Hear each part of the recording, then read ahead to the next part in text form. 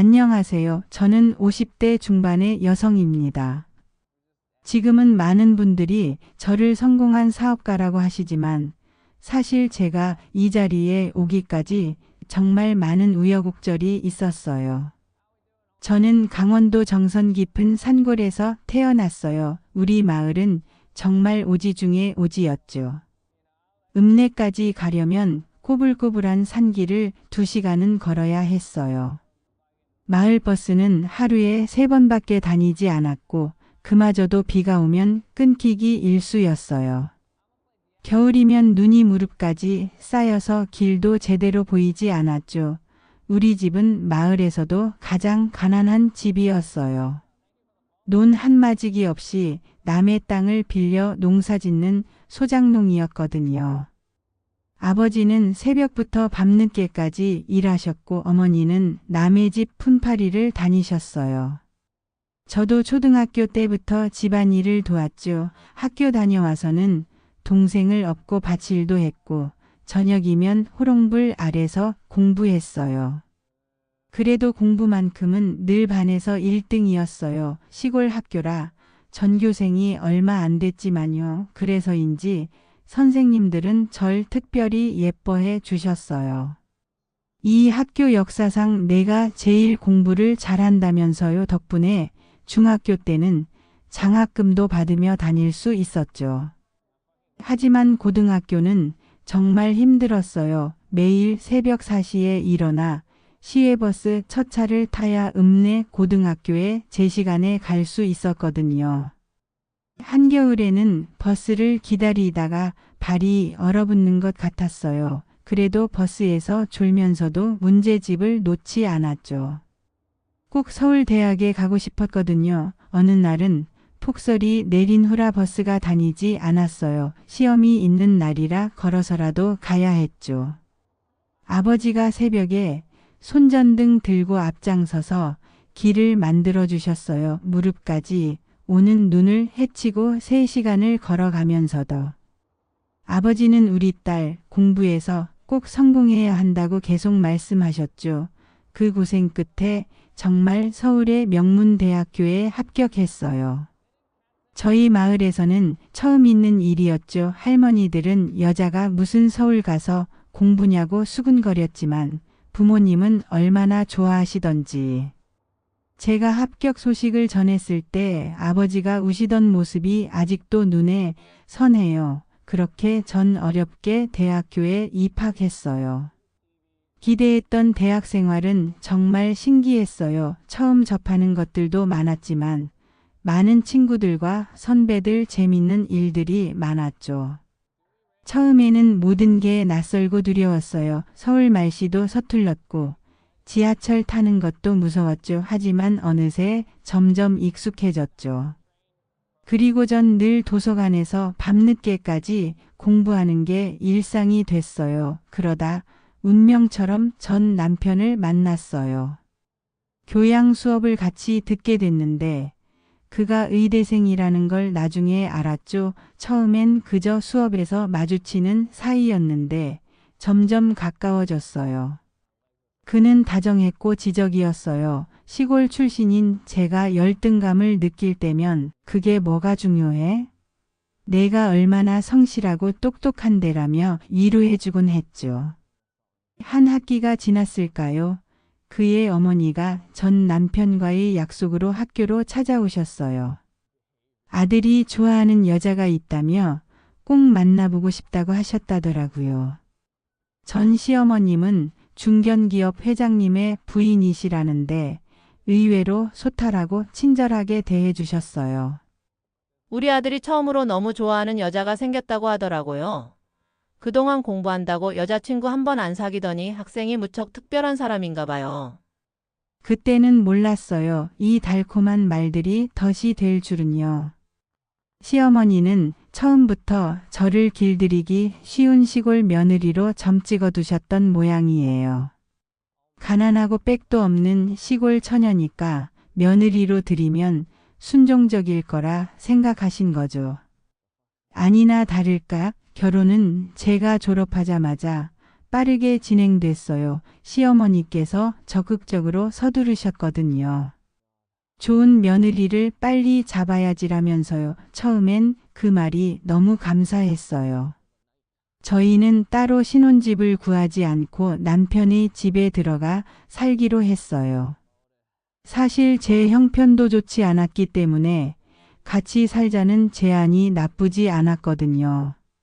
하지만 결혼식 다음 날부터 모든 게 달라졌어요. 새벽 4시 시어머니가 제 방문을 거칠게 두드리셨죠. 이제부터 매일 새벽 4시에 일어나서 아침 준비해야 해. 우리 집은 반찬이든 국이든 그때그때 만든 것만 먹어. 그러니 특별히 신경 써서 상을 내도록 해. 찬물로 세수하고 전 매일 새벽 4시에 일어나 혼자 서둘러 재료 손질부터 반찬, 국 등을 만들었어요. 그러나 이마저도 맘에 안 드셨는지 반찬 가짓수가 적다며 타박하기 일쑤였고 전 점점 더 일찍 일어나야 했죠. 원하시는 상을 혼자 차려내려면 늘 시간이 부족했거든요. 남편은 그저 어머니가 다 널 위해서 그러시는 거야라는 말만 반복했어요. 나중에 알고 보니 남편도 어릴 때부터 어머니의 엄격한 교육 방식에 트라우마가 있었더군요. 하지만 전 그때 그걸 몰랐어요. 시누이들은 또 다른 지옥이었어요. 둘 다 30대 후반의 미혼이었는데 마치 절 괴롭히는 게 취미인 것처럼 굴었죠. 제가 막 걸레질한 바닥에 일부러 커피를 쏟고 시골에서 온 애가 청소도 제대로 못한 애라며 놀리곤 했어요. 특히 큰 시누이는 정말 못됐어요. 제가 청소할 때면 일부러 마치 저를 방해하기라도 하듯 더 어지르기 일쑤였고 제가 말 한마디 하면 마치 저를 잡아먹기라도 할 기세로 몰아붙였거든요. 시골 촌년 주제에 서울로 시집 왔으면 할 도리는 다 해야 할 것 아냐. 넌 그렇게 교육받았니? 운 좋게 의사 남편 만났으면 납작 엎드려. 등등 모욕적인 말을 아무렇지도 않게 해댔죠. 그때마다 전 너무 힘들고 서글펐지만 남편한테조차 위로를 못 받았어요. 그땐 제가 너무 어려서 뭘 몰랐던 것인지 그런 말을 듣고도 한 소리 할 수 없었던 제 자신이 한심했어요. 그렇게 결혼 3개월째 저는 처음으로 남편의 실체를 보게 됐어요. 늦은 밤 걸려온 전화 한 통이었죠. 남편이 5천만 원을 잃었다고 하더라고요.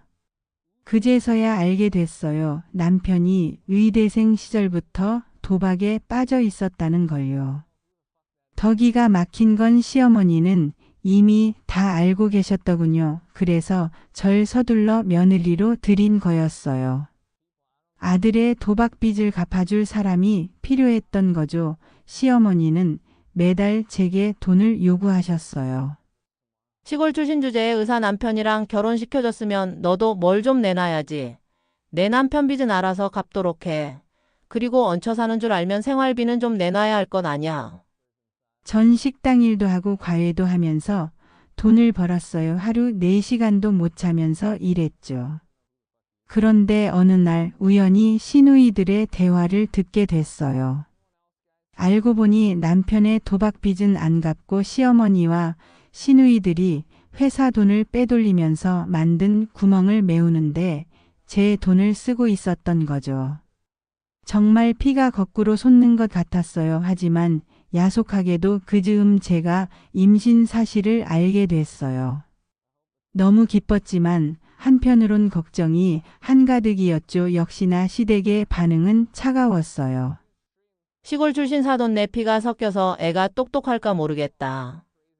는 말까지 들었죠. 입덧이 심해서 온종일 구토에 시달렸는데도 시어머니는 절 더 괴롭게 부려먹었어요. 임신 5개월 때는 300포기 김장을 혼자 담그라고 하셨어요. 홀몸도 아닌 저에게 300포기 김장이라니 어이가 없었어요. 절인 배추를 들다가 미끄러져 넘어진 적도 있었는데 시누이들은 그 장면을 보더니 웃으면서 폰으로 찍어 SNS에 올렸더군요. 임신했다고 엄살 떠는 옳게 넘어지는 것도 연기 같죠. 라는 글과 함께요. 그리고 임신 8개월 모든 것이 폭발한 날이 왔어요. 시어머니가 집안 대대로 내려오는 도자기를 일부러 깨뜨리시고는 제가 실수로 깼다고 누명을 씌우시는 거예요. 시아버지께 이런 며느리는 당장 내쫓아야 한다고 고자질 하시고요. 시누이들은 거짓 증언까지 했어요. 저희도 봤어요. 올케가 일부러 그랬어요. 우리 집안의 가보를 부숴버리겠다고 하면서요.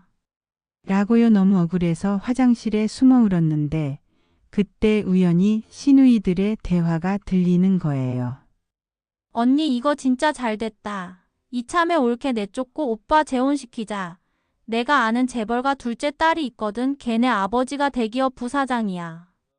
그쪽이랑 연결되면 우리 오빠 도박빚도 해결되고 우리 집안도 한 단계 올라갈 수 있을 거야.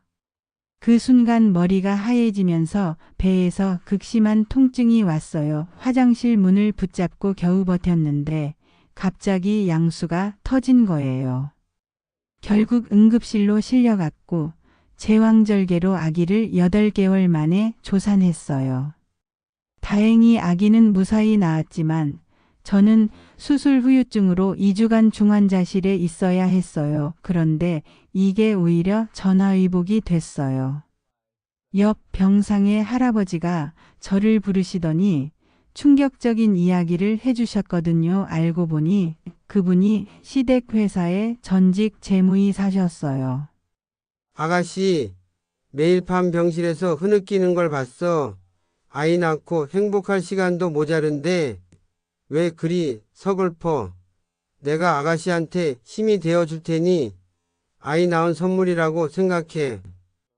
그분은 시어머니와 시누이들이 회사 돈을 빼돌린 증거를 가지고 계셨어요. 직원들 퇴직금까지 착복했다는 증거였죠. 회사 자금을 빼돌려 카지노에서 탕진한 내역, 회사 돈으로 산 명품백과 주얼리들의 영수증 모든 게 있었어요. 난 이걸 폭로하려다 오히려 배신자로 몰려 쫓겨났어. 이제 난 시간도 힘도 없어. 아가씨가 이 집안의 비리를 밝힐 수 있는 마지막 희망이야. 남은 직원들을 위해서라도 좀 밝혀주게. 할아버지는 제게 모든 자료를 건네주시고는 며칠 뒤에 돌아가셨어요. 장례식장에 저 혼자 찾아갔는데 쓸쓸한 장례식이었어요. 하지만 저는 그분의 마지막 부탁을 지키기로 했죠. 그리고 전 퇴원하자마자 모든 자료를 검찰에 넘겼어요. 시어머니와 시누이들이 횡령한 돈이 무려 500억이 넘었대요. 직원들 퇴직금까지 손을 댄 사실이 드러나자 피해자들이 대거 나타났고 결국 구속됐어요. 남편도 공범이었죠. 도박 빚을 갚기 위해 회사 돈을 빼돌린 혐의로 구속됐어요. 저는 아이를 데리고 이혼했고 시댁과 완전히 결별했어요. 이혼 소송이 끝나고 저는 아이와 함께 월세 단칸방으로 옮겨왔어요. 시댁 비리 폭로로 세상이 떠들썩했지만 정작 저는 하루하루 먹고 사는 게 더 큰 걱정이었죠. 당장 생활비도 없었고 아이는 아직 젖먹이였으니까요. 첫 일주일은 정말 힘들었어요. 방 한 칸에서 아이와 둘이 지내는데 수도세와 전기세를 어떻게 낼지 막막했죠. 하필 그때 아이가 밤낮으로 울어대고 고열에 시달렸어요. 소아과에 가보니 소화기관에 문제가 있다고 하더군요. 분유도 특수분유로 바꿔야 했고 약값도 만만치 않았어요. 그러던 어느 날이었어요. 새벽에 아이 약을 사러 나갔다가 편의점 앞에서 쓰러진 할머니를 발견했어요. 다행히 근처 병원으로 빨리 모셔서 큰일은 면했는데 그분이 바로 지금의 은인이 되셨죠. 알고 보니 그분이 대형 로펌의 대표 변호사 사모님이셨어요. 할머니는 제가 아기 데리고 병원에서 밤을 새워준 걸 무척 고마워하셨죠. 그러다 우연히 제 사연을 듣게 되셨고 남편분인 변호사님을 소개해 주셨어요. 당신 같은 사람이 법을 공부하면 좋겠어요. 억울한 사람들의 마음을 누구보다 잘 이해할 테니까. 그 말씀이 제 인생을 바꿨어요. 사모님은 제게 로펌에서 일할 기회를 주셨고 저는 낮에는 일하고 밤에는 독학으로 법 공부를 시작했어요. 아이는 사모님 댁에서 맡아주셨죠. 처음엔 정말 어려웠어요. 법률 용어 하나하나가 외계어 같았고 일과 공부를 병행하는 게 너무 힘들었죠. 하루에 3시간도 못 자면서 공부했어요. 그래도 포기할 수 없었어요. 제가 겪은 것 같은 부당한 일을 다른 사람들이 겪지 않게 하고 싶었거든요. 그리고 이젠 저는 아이의 엄마니까요. 꼭 일어서야만 했어요. 로펌에서 일하면서 많은 것을 배웠어요. 특히 노동법 관련 사건을 보면서 마음이 아팠죠. 시댁에서 직원들 퇴직금을 떼먹은 것처럼 수많은 회사들이 직원들의 권리를 무시하고 있었거든요. 그때 결심했어요. 꼭 노동법 전문가가 되겠다고 5년이 지났을까요? 드디어 로스쿨에 합격했다는 소식을 받았어요. 아이는 벌써 초등학교에 들어갈 나이가 됐더군요. 로스쿨 3년은 정말 바빴어요. 수업 들으랴, 아이 돌보랴 하지만 힘들 때마다 우리 아이가 힘이 됐어요. 엄마, 힘내세요. 나중에 엄마가 억울한 사람 도와주는 변호사님 되는 거죠. 변호사가 된 후 첫 사건이 잊혀지지 않아요. 대기업을 상대로 한 임금체불 소송이었는데 의뢰인들의 사정이 예전 시댁 회사 직원들과 비슷했거든요. 6개월간 치열하게 싸워서 승소했을 때 의뢰인들이 울면서 고맙다고 하시던 모습이 아직도 생생해요. 그땐 정말 뿌듯하더라고요. 점점 비슷한 사건들이 늘어났어요. 제 사무실을 차렸는데 노동자들의 권익을 위해 싸우는 변호사로 소문이 났나 봐요. 어느 날은 큰 제조업체 노조에서 자문을 요청해 왔어요. 그러다 보니 자연스럽게 노동법 전문가가 됐죠. 그런데 법정에서 싸우는 것만으로는 부족하다는 생각이 들었어요. 근본적인 변화를 위해서는 기업 문화 자체를 바꿔야 한다고 생각했죠. 그래서 시작한 게 인력 파견 회사였어요. 처음엔 정말 작았어요. 직원이 저 포함해서 5명뿐이었죠. 우리 회사의 원칙은 단순했어요. 노동자의 권리를 최우선으로 하자는 거였죠. 다른 파견 업체들이 중간에서 수수료를 떼먹을 때 우리는 오히려 직원들에게 더 많은 급여를 주었어요. 노동자들을 위한 법률 상담도 무료로 해주었고요. 입소문이 났어요. 일자리를 찾는 사람들이 줄을 서기 시작했고 우리 회사의 방식에 감동받은 기업들이 계약을 제안해 왔어요. 1년 만에 직원이 100명이 됐고 4년 만에 1000명을 넘어섰죠. 특히 경력 단절 여성들을 많이 채용했어요. 저처럼 힘든 시기를 겪은 분들에게 새로운 기회를 주고 싶었거든요. 직장 어린이집도 만들었고 유연근무제도 도입했죠. 야근은 절대 금지예요. 저도 겪어봤잖아요. 엄마가 아이와 함께할 시간이 얼마나 소중한지. 10년이 지난 지금 우리 회사는 업계 최고가 됐어요. 매출도 좋지만 더 자랑스러운 건 우리가 만든 변화예요. 다른 기업들도 우리처럼 직원 복지를 강화하기 시작했거든요. 얼마 전에는 고용노동부 장관상도 받았어요. 모범적인 일자리 창출 기업으로요. 그러다 우연히 시댁 회사 소식을 들었어요. 완전히 망해서 경매에 나온다고 하더군요. 고민 끝에 인수를 결정했어요. 그곳에서 고통받았던 직원들에게 새로운 기회를 주고 싶었거든요. 인수 후 첫 번째로 한 일이 체불된 임금을 전액 지급하는 거였어요. 놀라운 건 그 후에 벌어진 일이에요. 시누이들이 찾아온 거예요. 교도소에서 나온 뒤 모든 걸 잃고 전국을 떠돌았다고 하더군요. 제 앞에서 무릎을 꿇고 울면서 용서를 빌었어요. 예전의 오만한 모습은 찾아볼 수 없었죠. 한참을 고민했어요. 그들을 용서해야 할지 결국 기회를 한 번 주기로 했어요. 지금은 둘 다 우리 계열사 구내식당에서 일하고 있어요. 처음에는 많이 힘들어했지만 요즘은 제법 적응한 것 같아요. 특히 작은 시누이는 얼마 전에 주방장이 됐더군요. 시어머니는 교도소에서 나오신 후 저를 한번 찾아오셨어요. 많이 달라져 계시더군요. 하얗게 센 머리에 많이 늙으셨더군요. 절 보자마자 납작 엎드리시더니 우시면서 잘못했다고 빌으시는데 마음이 복잡했어요. 용서는 했지만 잊지는 못했어요. 대신 이렇게 말씀드렸죠. 어머님, 이제는 아셨죠? 사람의 출신이나 배경으로 차별하면 안 된다는 걸요. 진정한 품격은 남을 존중하는 마음에서 나온다는 걸요.